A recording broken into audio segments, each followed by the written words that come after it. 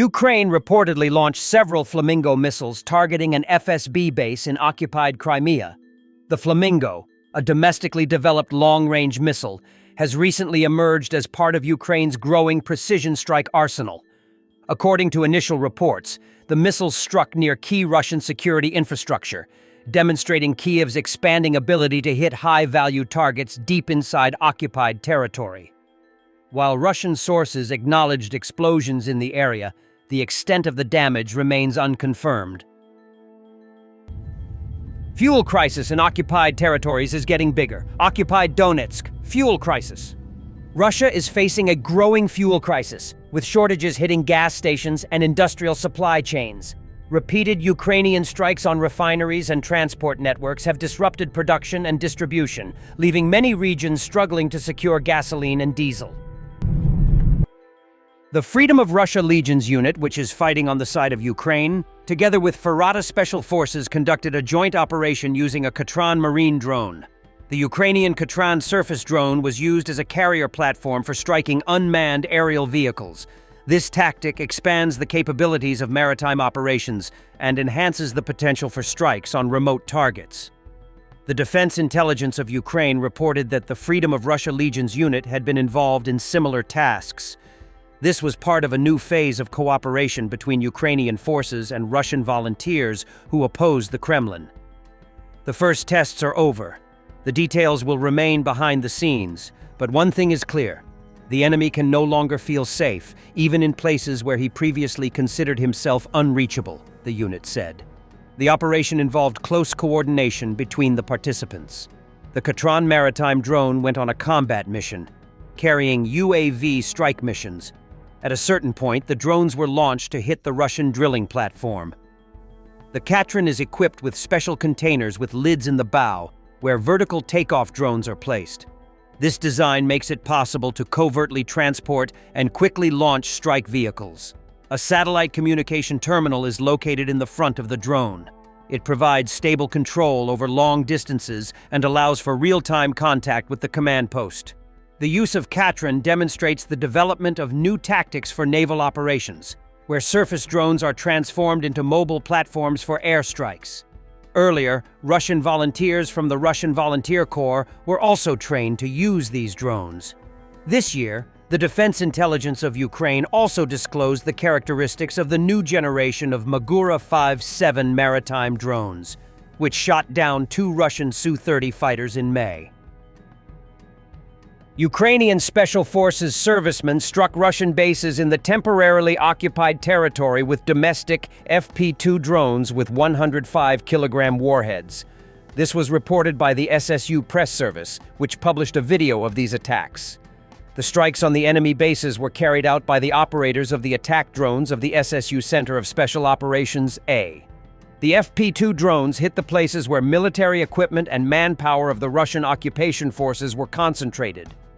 Bright nighttime fireworks were provided by FP-2 drones with a 105-kilogram warhead, the SSU said. The Special Service did not disclose the exact time and location of attacks on the enemy, only noted that they continued to destroy the invaders by all available means. FP-2 mimics the design of the long-range FP-1 drone, which Ukraine uses to hit targets deep in the Russian rear. At the same time, this modification received a warhead weight of 105 kilograms, and the range of use was reduced from 1,400 to 200 kilometers. The domestic drone is available in versions with autonomous guidance, as well as in the FPV configuration for precise targeting by the operator. A new KIIS survey shows 54% of Ukrainians remain against any territorial concessions to Russia. When terms are specified, 67% oppose official recognition of occupied areas. 71% reject handing over current Ukrainian-held cities. Freezing the front line without recognition sees rising rejection. 56% now against. Only when paired with security guarantees and EU prospects does support grow, reaching 74%. Last night, Shahed drones attacked the Odessa region. Fires broke out in residential buildings, administrative facilities, and at a gas station. Within the port area, Containers filled with vegetable oil and vehicles were ablaze. 5 people were injured as a result of enemy shelling. The invaders attacked the Odessa region with strike drones. This was reported by the main department of the State Emergency Service of Ukraine in the Odessa region.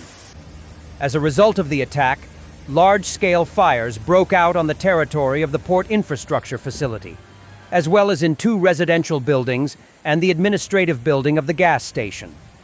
83 rescuers, 18 units of equipment, a fire robot, and volunteers with their own cars were involved in extinguishing the fire. The State Emergency Service emphasized that another Russian attack on civilian port infrastructure caused significant destruction, but all the sources of ignition were localized. Unable to achieve decisive gains on the battlefield, Russia is increasingly resorting to terror tactics against civilians.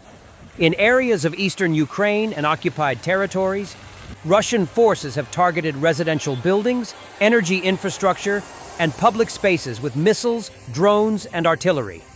These attacks aim to sow fear, disrupt daily life, and pressure Ukraine politically, compensating for failures to advance militarily. Civilians face constant threats, with power outages, fires, and destruction of homes becoming frequent, illustrating a strategy of intimidation rather than battlefield success. The Istanbul negotiation process is on hold because of Ukraine's unwillingness to respond in any way to the questions that Russia has raised, Peskov said. Ukraine has expressed readiness for peace and ceasefire numerous times. Russia launched several massive attacks on Ukraine in just a week. Warmongers and liars. We're a bit confused. Is Anchorage's momentum lost or not?